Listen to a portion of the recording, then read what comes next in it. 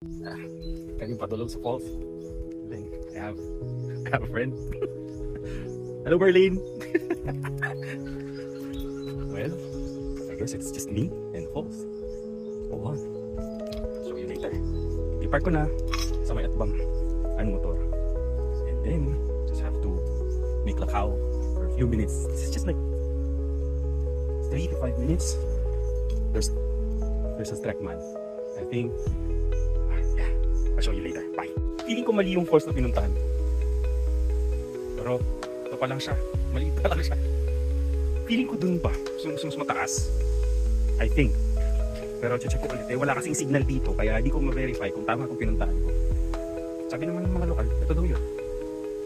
Check natin. Balik na ako, i-verify ko kung tama yung falls na pinuntahan ko. Kaso lang, makabantay yun dun. Kung yung suwagin ako eh.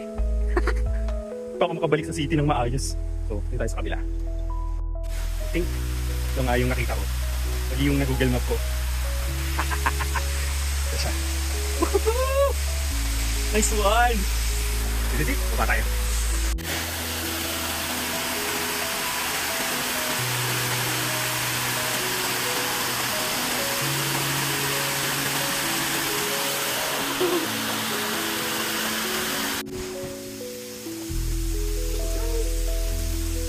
Yes, please! Super! Nice!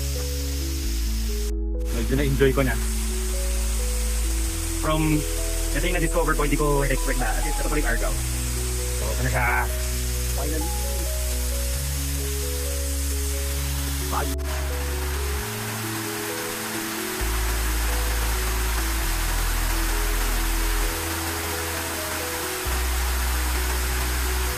I'm done.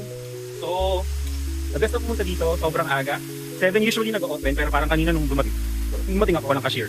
So siguro pag akit ko ngayon, meron na. So bubabayad na tayo ng entrance. Mura lang yata. Yun. Thank you, Argao Falls. Salamat. Ganda mo. And refreshing yung tubig. Malamig, pero tolerable. Nadulas-dulas ako, pero okay lang. Ayun. Injured pa naman yung kamay ko, pero okay lang. Enjoy naman ako. Yeah, bye! Yan yung falls yan dyan. So ito yung entrance. Pero walang bad kasi. Alam ko na kung ano dahilan. Alam niyo kung ano? Malamang. Lasing. Ayan. 10 pesos per head. Iwan tayo. Yan ah. Makakasing sabihin. Tayo na bayad.